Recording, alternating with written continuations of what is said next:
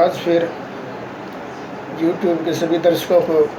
व देश की प्यारी जनता को मेरी ओर से वह हमारी पार्टी राष्ट्रीय जनहित विकास पार्टी की ओर से आप सबको बहुत बहुत नमस्कार। आज जो मन में पीड़ा है, जिस मुद्दे को लेकर वो जब आप सबके सामने मैं रखूँगा तो आप भी सोचने पर मजबूर हो जाओगे कि ऐसा भी हो सकता है। आज लगभग देश को आज़ाद हुए 74 वर्ष के करीब पूरे हो चुके हैं। ऐसे में जिन आज़ादी के नायक रहे शहीद भगत सिंह, चंद्रशेखर आज़ाद, श्री सुखदेव जी, राजगुरु जी, अशफाक उल्ला खान जी, राम प्रसाद बिस्मिल जी, राजेंद्र जी, शहीद उधम जी,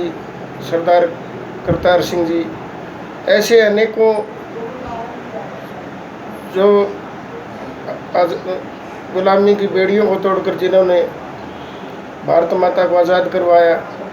और बड़े दुर्भाग्य की बात है कि वही शहीद आज़म जो हमारे युवाओं के खासकर पूरी देश के प्रेरणा स्रोत रहे, ऐसे जो शहीदों का आज तक जिन भी सरकारों ने जो सत्ता में रही, चाहे कांग्रेस हो, चाहे बीजेपी हो वर्तमान में, चाहे कोई और हो जिसने केंद्र में राज किया है, मैं आप सबको ये बताना चाहता हूँ कि बड़े दुर्भाग्य की बात है आज तक इन क्रांति के योद्धाओं को, जिनके बल पर हमें आज आज़ादी की सांस मिली हुई है और अभिव्यक्ति की आज़ादी हमें मिली हुई है, और जो हम स्वतंत्रता की जो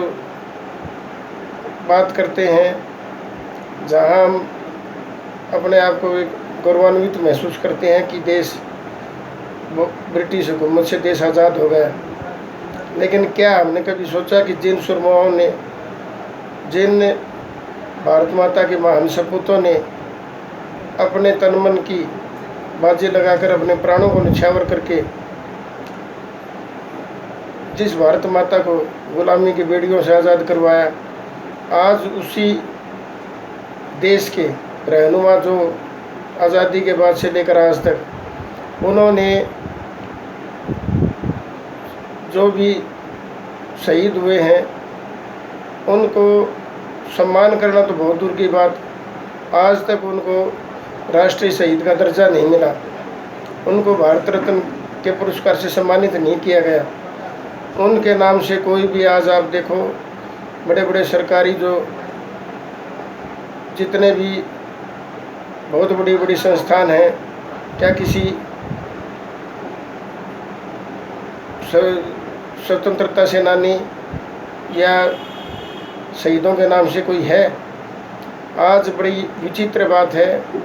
कि जो भी सत्ता में कोई पार्टी आज पहुंचती है वो ऐसे व्यवहार करती है कि घर की वही काका लिखने वाला, जिसको चाहे सम्मान दे, जो चाहे कानून लागू कर दे। आज तक आपने देखा हो कि देश की आज़ादी के बाद से आज तक जैसे अंग्रेज़ जी भर कर पे कर लगाकर देश की जनता का खून चूसने का काम करते थे, वही आज भी यूँ का यूँ कायम है। महंगाई चरम पर है। लेकिन सबसे बड़ा मुद्दा जो मेरे लिए, हमारी पार्टी के लिए, जिसके लिए मैंने 30 मई को जो एक पत्र के माध्यम से राष्ट्रपति जी को, प्रधानमंत्री जी को, लोकसभा अध्यक्ष जी को, हरियाणा विधानसभा अध्यक्ष को और सुप्रीम कोर्ट के चीफ जस्टिस और Punjab and Haryana high court के जस्टिस को इस बारे में 25 मांगों का एक ज्ञापन पत्र डाक के जरिए मैंने भेजा है। मेरी केवल और केवल एक तमन्ना है कि जिनके बल पर यह देश आज़ाद हुआ उनको मान सम्मान, उनके लिए को मायने नहीं। आज वो करोड़ों करोड़ों लोगों के दिलों में बसे हुए हैं, उनके हृदय में जो बस गया हो उसको कोई मान सम्मान की विशेष ज़रूरत नहीं। लेकिन मैं ये पूछना चाहता हूँ देश की आज़ादी के बाद से आज तक 15 अगस्त हो या 26 जनवरी को औपचारिक कार्यक्रम करके जिस प्रकार आज देश की जनता को, नागरिकों को गुमराह कर रहे हैं, मैं ये पूछना चाहता हूँ, क्या आज तक आपने कहीं सुना किसी शहीद के नाम से कोई डाक टिकट जारी हुआ हो, उनको भारत रत्न मिला हो, या कोई खेल स्टेडियम का, बड़े बड़े संस्थानों का, किसी हॉस्पिटल का, हवाई अड्डों का, क्या किसी शहीद के नाम से कोई नामकरण किया गया? क्या सबसे बड़ी बात यह है कि स्वतंत्रता की इस बिगुल को बजाने वाले और गुलामी को तोड़कर भारत माता को आज़ाद कराने वाले उन महान सूरमाओं का अगर हम आज भी उनको सम्मान देने में, राष्ट्रीय शहीद घोषित करने में अगर कहीं कोई अड़चन है तो धिक्कार है इस देश की आज़ादी और ऐसी सरकारें। मैं सत्ता में बैठी इन सभी सरकारों से एक मेरा विनम्र विनती है कि जो भी जिनकी अगुवाई में इस जो आज़ादी की लड़ाई लड़ी गई, उनको सरकार जल्द से जल्द पिछली गलतियों को भुलाकर उनको राष्ट्रीय शहीद का दर्जा दे। उनके नाम से जिसने नेशनल हाईवे हैं, बड़े बड़े एक्सप्रेस वे हैं, वो रखा जाए। और जो भी प्रमुख शहीद हुए हैं उनके परिवारों से, जो राज्यसभा में सांसद सरकारों द्वारा चुनकर जाते हैं, उनके परिवारों से किसी एक व्यक्ति को सांसद नामित किया जाए। और 15 अगस्त और 26 जनवरी को होने वाले प्रोग्रामों में कम से कम जिला स्तर पर तो जो शहीदों के परिवार से उनको राष्ट्रीय ध्वज फहराने का मौका हो। मैं कोई राजनीति या कोई सस्ती लोकप्रियता के लिए बात नहीं कर रहा हूँ। मेरे मन में एक इतनी भारी पीड़ा है कि जिनके बूते जो ये देश आज़ाद हुआ और जिन्होंने अपनी छोटी सी उम्र में अपनी जवानी को देश की आज़ादी में झोंक दिया, क्या वो किसी माओ के लाल नहीं थे? क्या उनका घर परिवार नहीं था? क्या उनको ये नहीं पता था कि हम जो जंग की लड़ाई लड़ने जा रहे हैं उसमें हमारा अंजाम क्या होगा? चाहे बटुकेश्वर दत्त जी हों, चाहे अन्य कोई भी, कितने भी मोहन वीर जैसे असंख्य जो क्रांति के नायक थे, उनके साथ किसी भी सरकार ने न्याय नहीं किया। तो मैं इस अन्याय के खिलाफ मैंने ज्ञापन पत्र में एक मांग लिखी है। 1 महीने का मैंने वक्त दिया है। अगर 1 महीने के अंदर अंदर उन ज्ञापन पत्र पर अगर सरकार ने कोई गौर नहीं की तो देशव्यापी मेरा शांतिपूर्वक जो शहीदों का अपमान जो आज तक हुआ तो हुआ, उनको जब तक सम्मान नहीं मिलेगा, राष्ट्रीय शहीद का दर्जा घोषित नहीं होगा और उनके नाम से डाक टिकट जारी नहीं होंगे,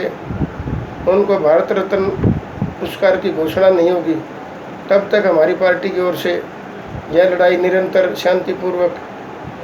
देश के कोने कोने में जाकर जो सोशल मीडिया उसके माध्यम से पुरजोर राष्ट्रीय जनहित विकास पार्टी की ओर से यह लड़ाई लड़ी जाएगी। हमें कोई राजनीति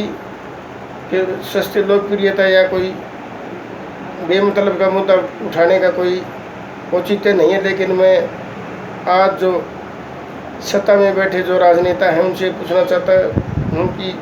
तुम्हारा इस देश की आज़ादी में क्या योगदान है, ये कृपया अपने गिरेबान में झांक कर बताएं।